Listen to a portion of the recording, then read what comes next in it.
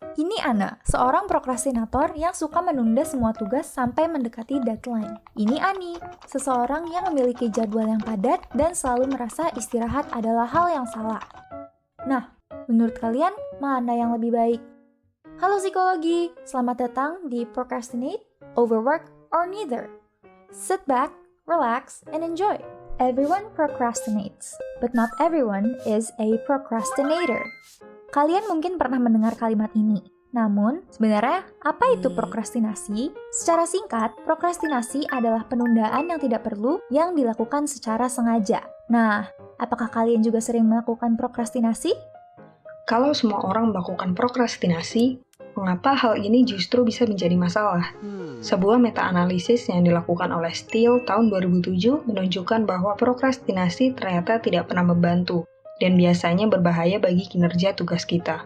Selain itu, prokrastinasi adalah salah satu bentuk kegagalan dari self-regulation. Kita gagal mengatur perilaku kita untuk mencapai tujuan kita sendiri. Ketika kamu menunda tujuanmu, maka kamu adalah musuh terbesar bagi diri sendiri.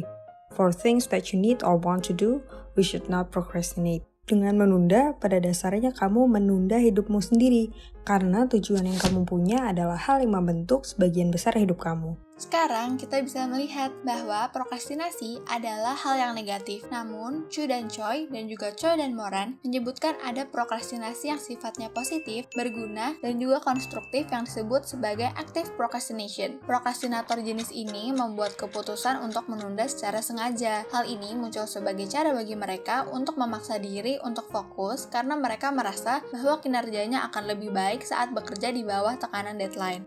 Hensley menyebutkan bahwa active procrastinator seringkali dapat menyelesaikan tugas secara efisien, mencapai nilai yang dapat diterima, dan meningkatkan hubungan sosial.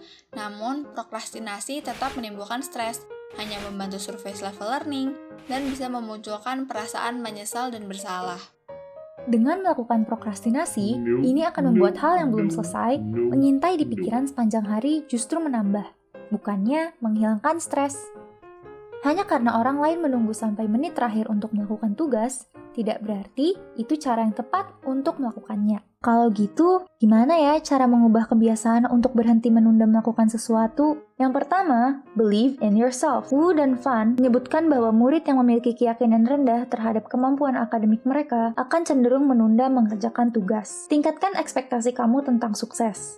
Lalu, kamu juga harus menunjukkan kepada dirimu sendiri bahwa kamu bisa mengerjakan tugasmu dengan baik. Dalam hal ini, mungkin saja kamu harus memperoleh atau meningkatkan skill tertentu untuk berhasil menyelesaikan tugasmu. Yang kedua, do what you love. Murray menyebutkan bahwa kebutuhan yang berbeda dapat dipenuhi melalui satu tindakan dan memungkinkan suatu keinginan yang dicapai dengan cara yang lain. Contoh sederhana adalah pembentukan kelompok belajar oleh mereka yang senang bersosialisasi. Meskipun ujian mungkin masih jauh, interaksi bersama teman bisa mendorong kamu untuk mengurangi keinginan menunda belajar. Singkatnya, lakukanlah hal yang kamu sering tunda bersama dengan hal yang kamu sukai. Yang ketiga, perhatikan sekitarmu. Terdapat istilah stimulus control yang dapat digunakan untuk mencegah prokrastinasi. Kamu bisa mengelilingi diri dengan cues yang menegaskan tujuan, misalnya dengan belajar di tempat yang sama secara terus-menerus. Hal ini dapat mencegah kamu untuk menunda belajar ketika berada di tempat tersebut. Selain itu,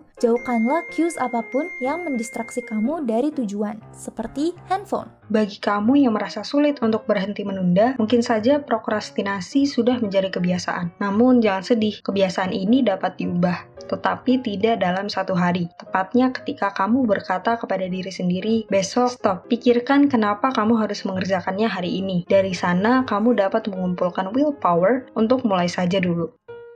Setelah membahas mengenai prokrastinasi, bukan berarti kamu harus terus-terusan melakukan sesuatu yang produktif atau nanti kamu akan overwork dan terjebak dalam hustle culture. Dalam buku Do Nothing karya Hardy, ia menuliskan bahwa ada sekelompok manusia yang sibuk sepanjang waktu karena mereka percaya bahwa semua upaya mereka akan membuat hidup mereka lebih baik. Hal ini dapat terjadi karena manusia adalah satu-satunya hewan yang tidak pernah puas. Tidak sedikit orang yang ingin melakukan banyak hal dalam waktu yang singkat, terutama ketika orang yang yang sukses berkata, work hard pays off. Lalu ada juga orang yang mengglorifikasi jam tidur yang singkat karena mereka sedang bekerja keras. Kemudian kita juga pasti pernah mendengar kata-kata, kamu lagi rebahan, yang lain lagi belajar. Hal seperti inilah yang membuat kita merasa harus mengikuti arus untuk selalu sibuk. Meskipun memang benar untuk sebagian orang bahwa bekerja keras adalah cara untuk mencapai kesuksesan, masalah utamanya adalah banyak dari kita yang membuat diri kita sendiri menjadi lelah dengan cara ini. Terutama jika kamu bekerja sangat keras pada hal-hal yang menghasilkan sedikit esensi,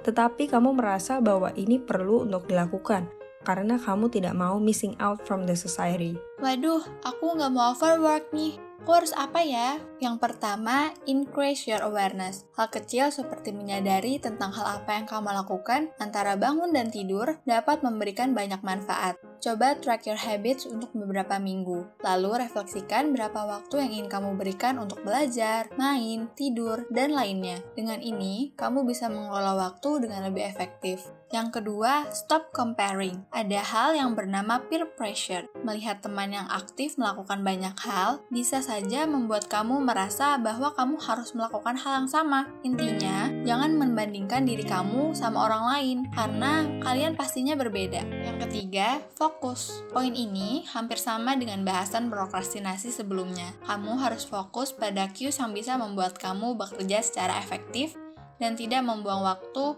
untuk hal yang tidak perlu. Yang keempat, jangan lupakan waktu luang. Waktu luang yang dimaksud adalah tidak terganggu oleh pekerjaan. Tujuannya adalah untuk membuat kamu menikmati kehidupan. Salah satu komponen kunci dari istirahat yang efektif adalah psychological detachment. Bagi kalian yang merasa bahwa kalian hanya membuang-buang waktu jika tidak melakukan apapun, ingatlah bahwa René Descartes berkata, cogito ergo sum, I think therefore I am. Bukan laboro ergo sum, I work therefore I am. Terima kasih sudah menonton video ini. Semoga kalian semua bisa menemukan keseimbangan dalam hidup. Kalian juga bisa membaca buku dan artikel pada referensi untuk informasi lebih lanjut. Sampai bertemu di video selanjutnya. Dan jangan lupa untuk cek kanal informasi kami.